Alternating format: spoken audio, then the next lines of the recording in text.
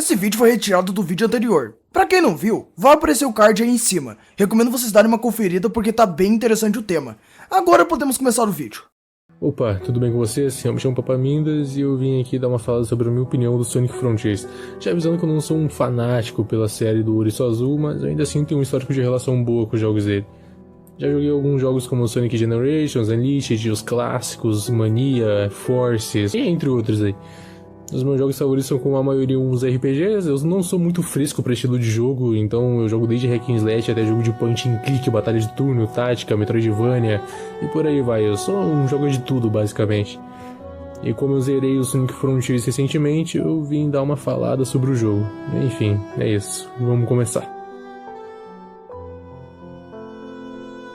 A SEGA lançou o Sonic Frontiers com uma aposta meio arriscada, na minha opinião. Que eu saiba, eu acho que ela nunca fez nada do estilo, ou pelo menos com nível de complexidade. E quando iniciou o jogo, então eu meio que comecei umas opiniões meio neutras, sabe?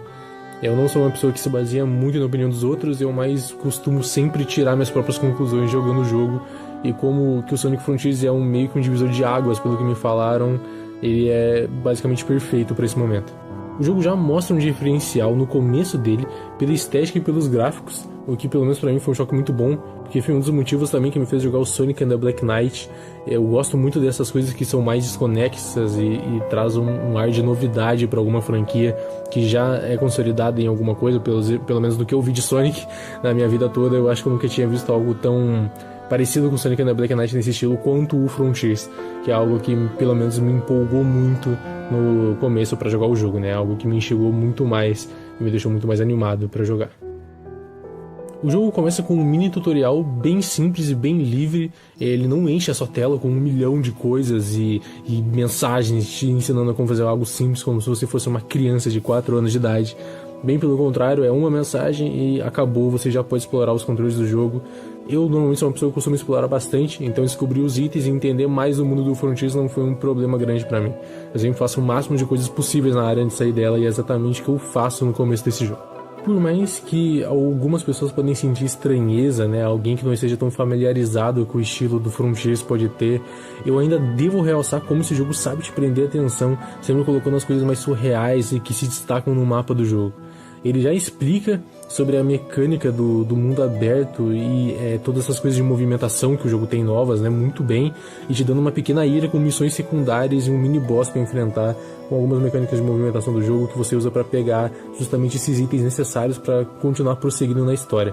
Ele não te prende muito nela e ainda te mostra uma mudança severa na maturidade dos personagens, o que me deixa umas 10 vezes mais animado pro jogo, porque isso pelo menos me mostra que eu vou ter uma experiência completamente diferente com relação à história comparado aos outros Sonics. É algo que me agradou muito. O Sonic Frontiers se baseia bastante em combate corpo a corpo e é algo bem mais arcade, clássico, baseado em combo e variação de ataque para desbloquear o decorrer do jogo. O combate é simples, porém não deixa a desejar.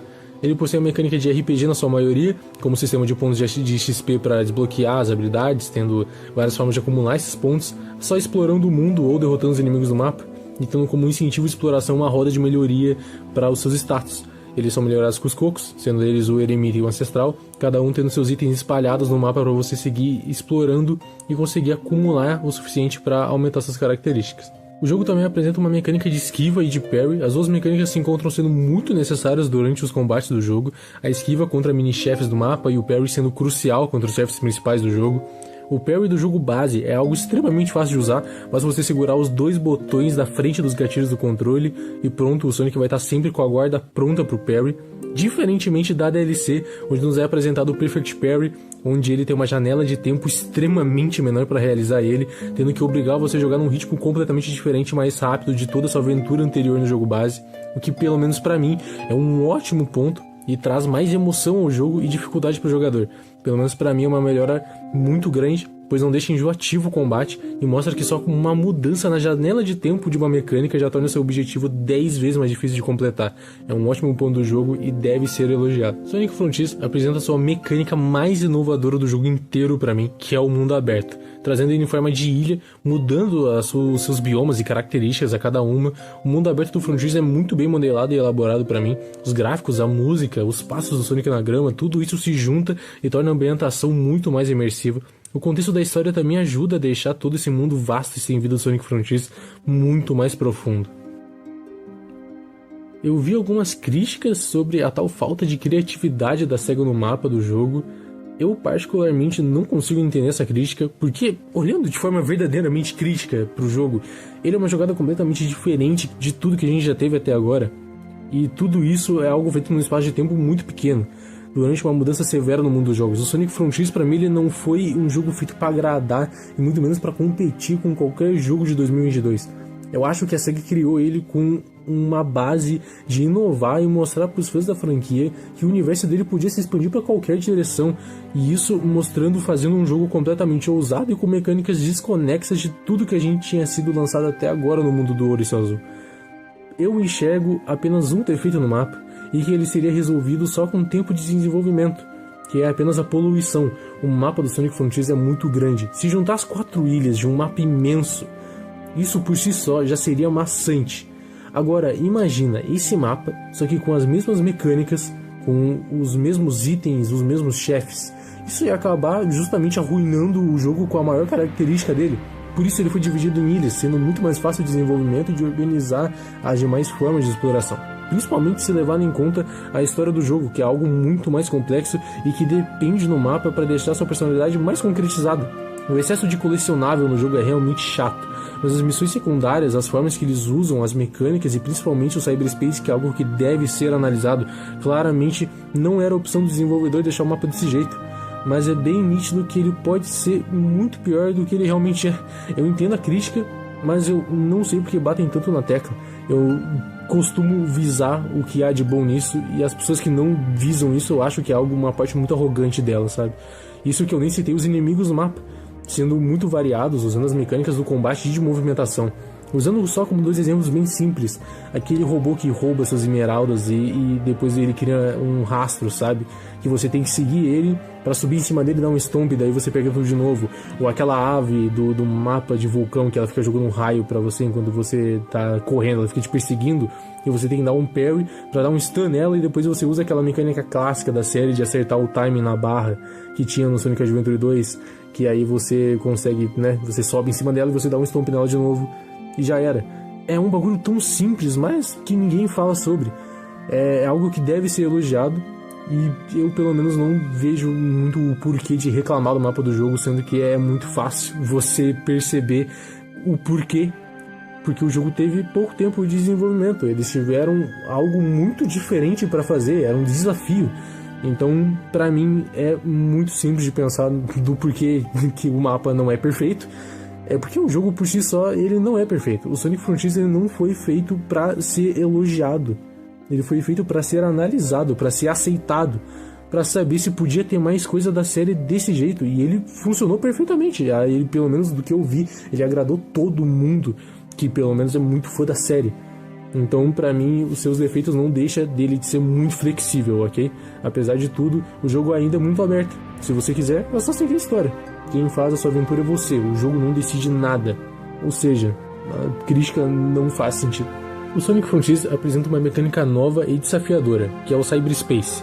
Eu não sou o maior expert da história do Sonic, eu sempre joguei ele mais pela jogabilidade mesmo, então do que eu entendi do jogo é que ele aparentemente faz você revisitar lugares da sua memória, só que de forma física. E o jogo usa isso como uma forma de speedrun, né? Usando a mecânica básica e clássica dos outros jogos do Sonic anteriores, como Generations, o Unleashed, enfim, todos basicamente, que você tem um tempo recorde para chegar no final, uma quantidade de anéis para acumular e anéis vermelhos para pegar durante a corrida. Nesse jogo eles são acumulativos, então você não precisa fazer todos ao mesmo tempo, o que deixa a missão bem mais fácil e divertido.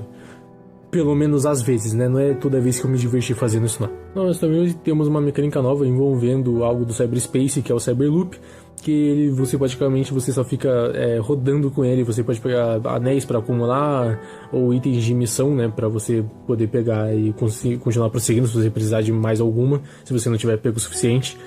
E enfim, e também para resolver alguns puzzles no mapa, você precisa rodar entre eles e ele basicamente desbloqueia ali, né, destrava o puzzle. Eu não acho uma mecânica muito incrível, eu acho ela bem, sei lá, passageira. Eu acho que é só mais pra colocar algo diferente mesmo e colocar algo pra, sei lá, contextualizar com a estética e a história do jogo. Pra mim não faz muita diferença, eu não vejo nada de muito incrível. Pra mim é uma mecânica bem simples mesmo. Eu acho que poderia ter como aproveitar isso de forma melhor. Com relação à história do Frontiers, como tinha dito antes, eu não sou muito chegado na história do Sonic e do universo dele. Nada dele me chama muita atenção, basicamente. Mas o jogo conseguiu mudar um pouco desse meu pensamento. Ele apresenta um Sonic muito mais maduro se comparado com os anteriores, tendo um ar de seriedade muito mais presente. O que eu gosto muito desse jogo é que ele também me faz admirar muito, como nenhum outro faz, é a relação do Sonic com os amigos dele, sempre preocupado e mostrando de uma forma muito mais certa de como ele coloca os outros em primeiro lugar. O foco do jogo no grupo de amigos do Sonic, ele é algo extremamente bem feito, principalmente com o Tails, tendo o meu diálogo favorito do jogo todo e na minha cena favorita, que é quando o Sonic pergunta pro Tails se ele tá bem e que se ele tivesse algo preso dentro, ele poderia só dizer pro Sonic sem nenhum remorso que ele não se sente mal. No Knuckles também, tendo uma personalidade forte, se destacando e tendo uma forma única de lidar com os outros, mostrando firmeza e comprometimento com seus amigos. A Amy sempre levantando o astral de todo mundo e se preocupando com os cocos, ajudando para acabar com todo o tormento que tinha sido causado pelo Denji na ilha. Tudo isso sendo mostrado de forma leve, com um gosto de ritmo que esse jogo leva e muito mais controle, sabe? Ele tem um controle dos momentos mais chocantes, dos momentos mais tristes, dos momentos mais felizes. É algo que realmente me faz admirar. Definitivamente um dos pontos mais positivos dele inteiro. A única reclamação que eu tenho, que não necessariamente se encaixa à história do jogo, mas sim ao boss final, The End, que só pra deixar claro, eu sou alguém que gosta desses minigames de navezinho, ok? Eu realmente curto, mas o boss final do jogo ser isso é extremamente broxante. A emoção que daria no final do jogo de você brigar contra um boss mais colossal que o normal, e só que com a mesma gameplay dos outros não poderia mudar demais, sabe? Só colocar uma cutscene diferente, poderia ser a mesma coisa, só que com um boss muito maior, seria muito melhor. Porém, devo dizer aqui agora que isso foi consertado na DLC do jogo, que foi algo sensacional, é incrível. Consertaram o problema principal do jogo que de forma épica, mas sempre deixando claro que isso poderia ter sido melhor no jogo base e evitar de ter uma DLC. Mas ok, não deixa de, né, agora nós já temos, então se você jogar o jogo agora, pode ir direto pra DLC se você quiser antes de terminar o jogo, que você vai terminar ele da forma perfeita, basicamente. É um ótimo ponto a se dizer, e parabéns à SEGA por consertar e escutar os fãs por isso. É realmente ele elevou muito mais a nota do jogo pra mim, pra isso.